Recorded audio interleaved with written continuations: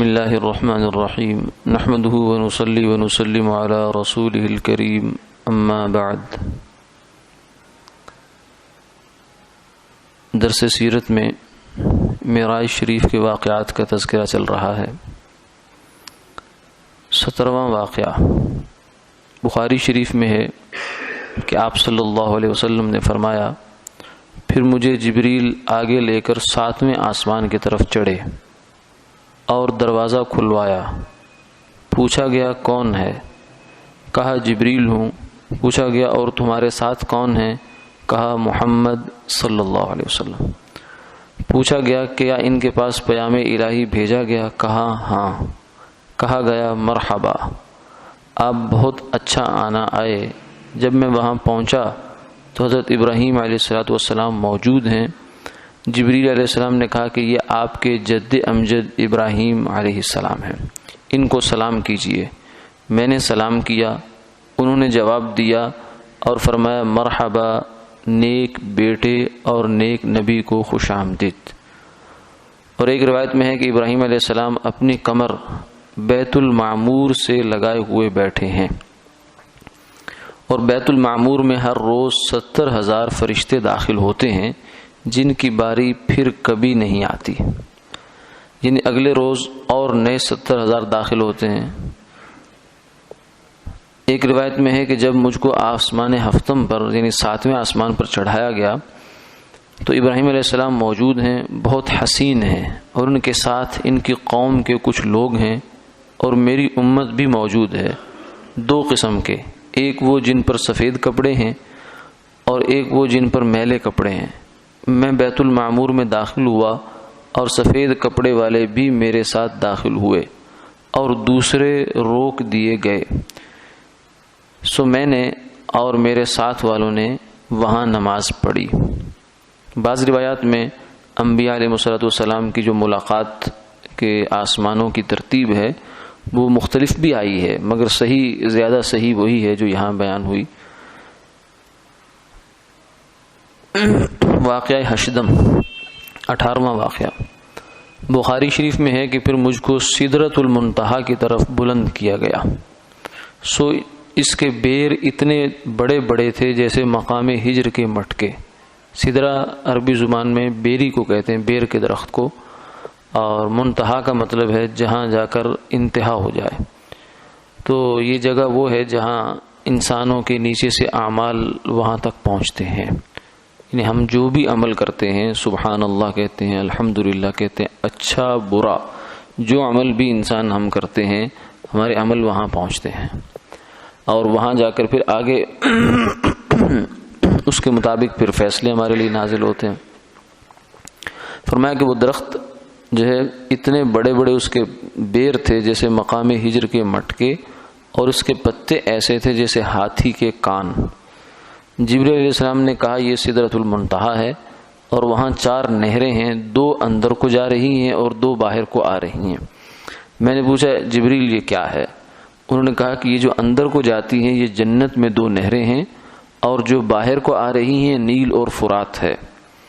پھر میرے پاس ایک برتن شراب کا اور دوسرا دودھ کا، تیسرا شہد کا لایا گیا۔ میں نے دودھ کو اختیار کیا۔ جبریل علیہ السلام نے کہا یہ فطرت یعنی دین ہے جس پر آپ اور آپ کی امت قائم رہے گی۔ اور بخاری کی ایک روایت میں ہے کہ سدرۃ المنتہا کی جڑ میں یہ 4 نہریں ہیں۔ مسلم شریف کی روایت میں یہ ہے کہ اس کی جڑ سے یہ 4 نہریں نکلتی ہیں، اور ابن ابی حاتم نے حضرت انس رضی اللہ تعالیٰ عنہ سے روایت کیا ہے کہ ابراہیم علیہ السلام کے دیکھنے کے بعد مجھ کو 7ویں آسمان کی بالائی سطح پر لے گئے، یہاں تک کہ آپ ایک نہر پر پہنچے جس پر یاقوت اور موتی اور زبرجد کے پیالے رکھے تھے، اور اس پر سبز لطیف پرندے بھی تھے۔ جبریل علیہ السلام نے کہا کہ یہ کوثر ہے جو آپ کے رب نے آپ کو عطا فرمائی ہے، اس کے اندر برتن سونے اور چاندی کے پڑے ہیں، اور وہ یاقوت اور زمرد کے سنگ ریزوں پر چلتی ہے، یعنی نیچے جو سطح ہے جیسے ہمارے ہاں نہریں ہوتی ہیں اس کی سطح میں کیا ہے، مٹی ہے، ریت ہے، یا چھوٹی چھوٹی کنکر ہوتے ہیں جن کے اوپر وہ چل رہا ہے، لیکن جو کوثر ہے وہ یاقوت اور زمرد کے سنگریزے ہیں جن پر چلتی ہے، اس کا پانی دودھ سے زیادہ سفید ہے، میں نے ایک برتن لے کر اس میں سے کچھ پیا تو وہ شہد سے زیادہ شیریں اور مشک سے زیادہ خوشبودار تھا۔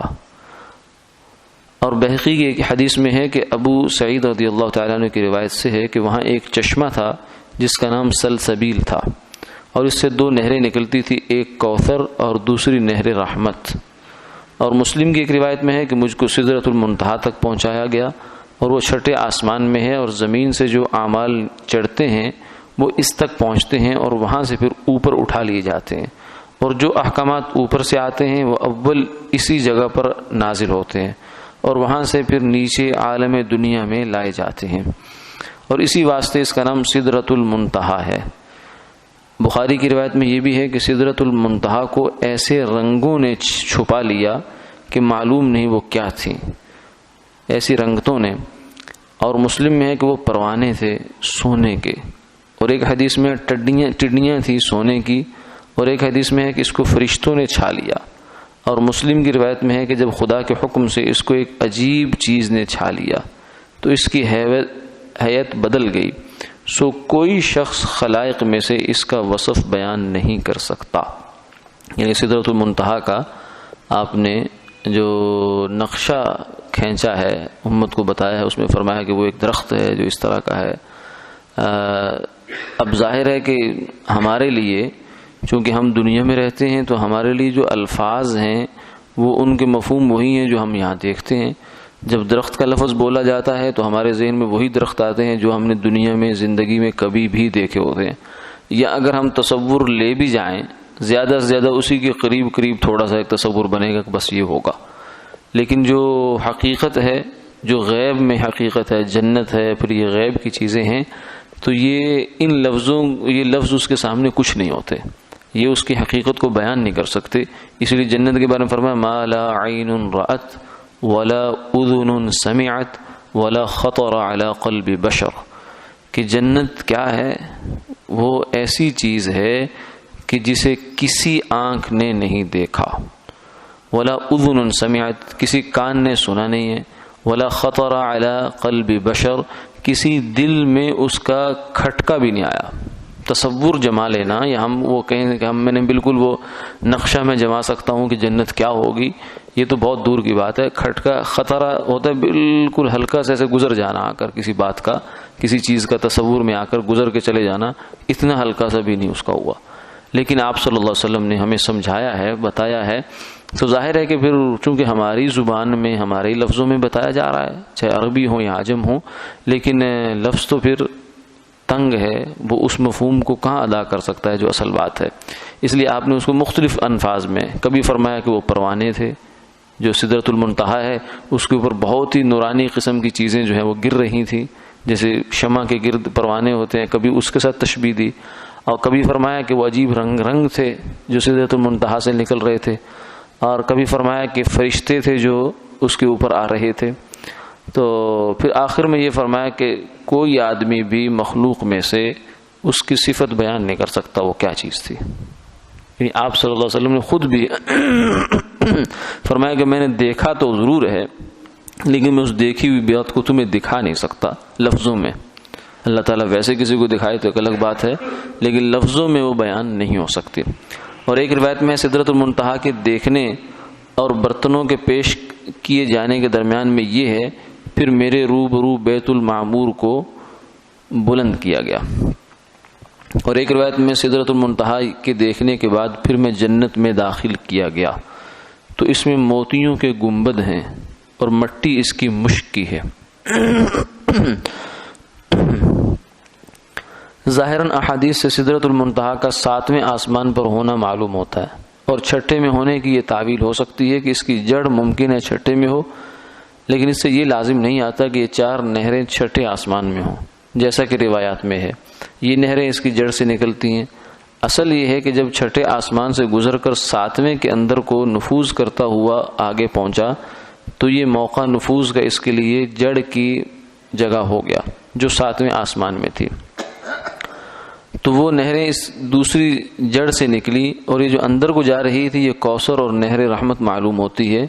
اور وہ دونوں سلسبیل کی شاخیں ہیں۔ ممکن ہے یہ سلسبیل اور اس کا وہ موقع جہاں سے کوثر اور نہر رحمت کا اس سے پھوٹتی ہیں یہ سب سدرہ کی دوسری جڑ میں ہوں۔ اور ابن ابی حاتم کی روایت بالا سے ظاہراً کوثر کا جنت ہونا معلوم ہوتا ہے۔ سو غالباً خارج وہ حصہ ہے جو سدرہ کی جڑ میں ہے، باقی زیادہ حصہ اس کا جنت کے اندر ہے۔ اور نیل و فرات کا آسمان پر ہونا اس طرح ممکن ہے کہ دنیا میں جو نیل اور فرات ہیں ظاہر ہے کہ بارش کا پانی جذب ہو کر پتھر سے جاری ہوتا ہے اور بارش آسمان سے ہے، سو جو حصہ بارش کا نیل و فرات کا مادہ ہے ممکن ہے وہ حصہ آسمان سے آتا ہو، بس اس طور پر نیل و فرات کی اصل آسمان پر ہوئی۔ اور سدرۃ المنتہا کے جو رنگوں کی نسبت جو ہے وہ پروانوں کا فرمانا یہ مثال کے طور پر ہے، ورنہ دوسری روایت میں یہ آتا ہے کہ آپ نے فرمایا کہ وہ فرشتے ہیں، لیکن ان کی خوبصورتی اور ان کا جو انداز تھا اس سے وہ اس طرح لگ رہے تھے۔ اور یہ باقی رہا یہ فرمانا کہ معلوم نہیں وہ کیا تھے، اس کا معنی یا تو یہ ہے کہ اولاً معلوم نہ ہوا آپ صلی اللہ علیہ وسلم، یا یہ فرمانا تعجباً ہے کہ اس کے حسن کی تعبیر کا طریقہ معلوم نہیں، آدمی اب اس کو کیسے بیان کرے، کس طرح بیان کیا جاوے۔ اور مسلم شریف کی روایت میں یہ ہے کہ جو بیت المعمور کے متعلق ہے ظاہراً معلوم ہوتا ہے کہ وہ سدرۃ المنتہا سے بھی اوپر ہے، جیسا اس لفظ سے معلوم ہوتا ہے بلند کیا گیا، جو ترجمہ ہے ثم رفع الی البیت المعمور کا، اور یہ سدرۃ المنتہا کے دیکھنے کے بعد ہوا۔ اور خود سدرۃ المنتہا کا مقام ابراہیم علیہ السلام سے بالا تر ہونا بھی معلوم ہوتا ہے، جیسا کہ اس لفظ سے معلوم ہوا۔ پھر مجھ کو سدرۃ المنتہا کی طرف بلند کیا گیا، جو ترجمہ ہے ثم رفعت الی سدرۃ المنتہا کا، اور یہ ابراہیم علیہ السلام کی ملاقات سے بعد ہوا۔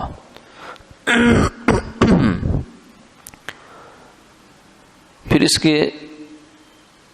جیسا کہ کلمہ سما سے معلوم ہوتا ہے، پھر اس کے کیا معنی کہ ابراہیم علیہ السلام اپنی کمر بیت المعمور سے لگائے ہوئے تھے، جیسا کہ 17ویں واقعے میں ہے۔ سو اس کی توجیہ قریب یہ ہے کہ بنیاد اس کی 7ویں آسمان پر ہو اور ابراہیم علیہ السلام نیچے دیوار سے کمر لگائے ہوئے ہوں، مگر اس کی بلندی اتنی ہو کہ سدرۃ المنتہا ہے جو کہ 7ویں آسمان سے بلند ہے، اس سے بھی بلند تر ہو۔ اور واقعہ 17ویں واقعے میں آپ صلی اللہ علیہ وسلم کا نماز پڑھنا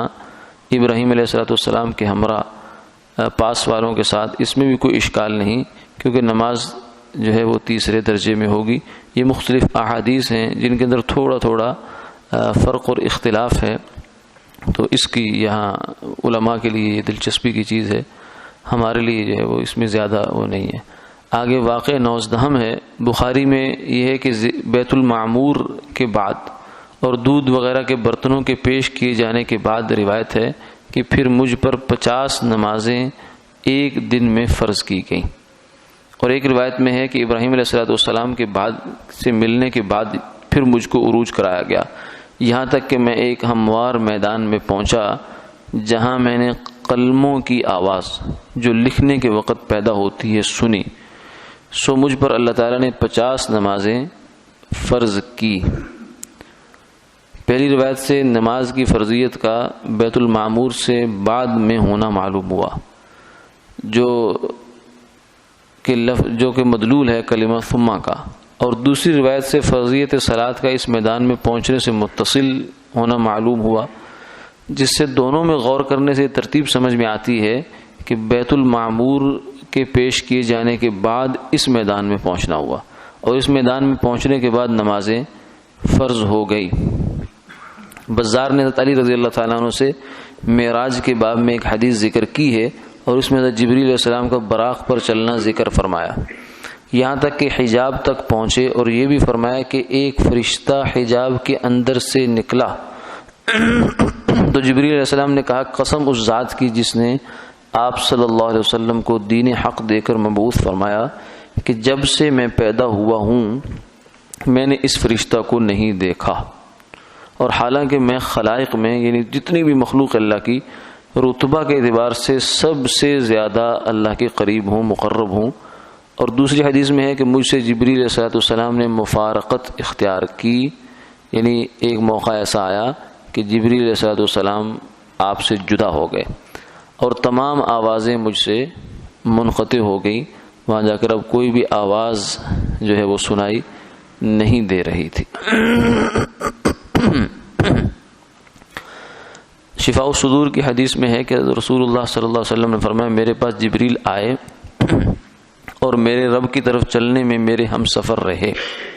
یہاں تک کہ ایک مقام تک پہنچے پھر ٹھہر گئے۔ میں نے کہا اے جبریل، کیا ایسے مقام میں کوئی دوست اپنے دوست کو چھوڑتا ہے؟ انہوں نے کہا کہ اگر میں اس مقام سے بڑھوں تو نور سے جل جاؤں۔ شیخ سعدی علیہ الرحمہ نے اس کا ترجمہ یوں کیا، بدو گفت سالار بیت الحرام کہ اے حامل وہی برتر خرام، چو در دوستی مخلصم یافتی، انانم ز صحبت چرا تافتی، بگفتہ فراتر مجالم نماند، بماندم کے نیروئے بالم نماند، اگر یک سر موئے برتر پرم، فروغ تجلا بسوزد پرم، کہ اگر میں ایک بال کے برابر بھی آگے جاؤں گا تو اللہ کی تجلی مجھے جلا ڈالے گی۔ اور اسے حدیث میں مذکور ہے پھر مجھ کو نور میں پیوست کر دیا گیا اور 70,000 حجاب مجھ کو طے کرائے گئے کہ ان میں ایک حجاب دوسرے حجاب کے مشابہ نہ تھا، اور مجھ سے تمام انسانوں اور فرشتوں کی آہٹ منقطع ہو گئی۔ اس وقت مجھ کو وحشت ہوئی، گھبراہٹ ہوئی، تو اس وقت مجھ کو ایک پکارنے والے نے حضرت ابو بکر رضی اللہ تعالیٰ عنہ کے لہجے میں پکارا کہ ٹھہر جائیے، آپ کا رب نماز میں مشغول ہے۔ اور اس میں یہ بھی ہے کہ میں نے عرض کیا مجھ کو ان دو امر سے تعجب ہوا، ایک تو یہ کہ کیا ابو بکر مجھ سے آگے بڑھائے، اور دوسرے یہ کہ میرا رب نماز سے تو بے نیاز ہے۔ ارشاد ہوا کہ اے محمد صلی اللہ علیہ وسلم یہ آیت پڑھیے، هو الذی یصلی علیکم وملائکتہ لیخرجکم من الظلمات الی النور وکان بالمؤمنین رحیما۔ سو میری صلاۃ سے مراد میری رحمت ہے، یعنی اللہ تعالیٰ جو قرآن پاک میں آتا ہے کہ ان اللہ وملائکتہ یصلون علی النبی، یا یہاں بھی آیا کہ اللہ تعالیٰ اور اس کے فرشتے ایمان والوں پر صلاۃ پڑھتے ہیں، یعنی رحمتیں بھیجتے ہیں۔ اللہ تعالیٰ کے لیے نماز کا وہ مفہوم نہیں ہے جو ہمارے لیے ہے، اسی طریقے سے درود کا وہ مفہوم اللہ کے لیے نہیں ہے جو ہمارے لیے ہے۔ ہم تو درود پڑھتے ہیں اللہم صلی علی سیدنا، لیکن اللہ تعالیٰ تو کی تو مراد اس سے یہ ہے کہ وہ رحمت خداوندی بھیجتے ہیں آپ کے لیے اور آپ صلی اللہ علیہ وسلم کے لیے۔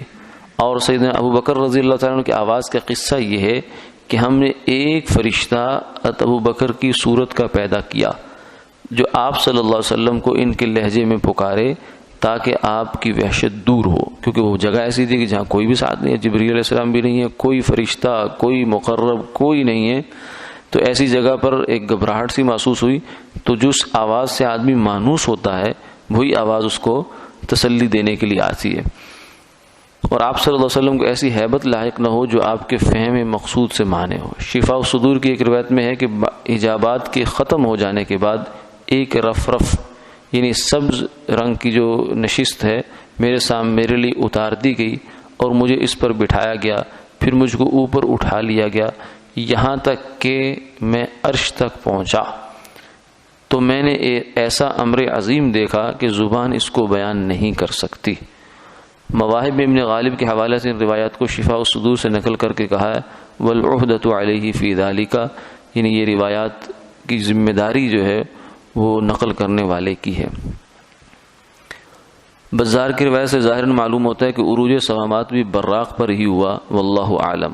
اور رحمت الہیہ کی توجہ کے لیے جو آپ صلی اللہ علیہ وسلم کو حکم ہوا ٹھہرنے کا، اس کا یہ مطلب نہیں کہ آپ صلی اللہ علیہ وسلم کا آگے بڑھنا نعوذ باللہ اللہ تعالیٰ کو شغل مانے ہو جاوے گا، یعنی اللہ تعالیٰ کی توجہ جو ہے وہ ہٹ جائے گی۔ جیسے ہمارے لیے ہوتا ہے کہ ایک آدمی، ہم کسی کام میں مشغول ہیں، کوئی آتا ہے تو ہمیں اس کام سے ہٹا کر اس کی طرف توجہ دینی پڑتی ہے، اللہ تعالیٰ کے ہاں ایسا معاملہ نہیں ہے۔ توجہ رحمت سے جس طرح مخلوق کے لیے ایک شغل دوسرے شغل سے مانے ہو جاتا ہے، بلکہ مطلب یہ ہے کہ چونکہ اللہ تعالیٰ اس وقت خاص رحمت فرما رہے ہیں، آپ صلی اللہ علیہ وسلم سیر کو منقطع کیجئے اور اس رحمت میں مشغول ہو جائیے، کیونکہ شغل سیر مانے ہوگا یکسوئی تام سے اس رحمت کے اخذ کرنے میں، یعنی اللہ تعالیٰ کی اس رحمت سے پورا بھرپور فائدہ اٹھانے میں چلنا جو ہے اس وقت وہ رکاوٹ بن سکتا تھا۔ اس لیے آپ کو یہ فرمایا گیا کہ آپ ٹھہر جائیے تاکہ اللہ تعالیٰ کی اس رحمت سے آپ خوب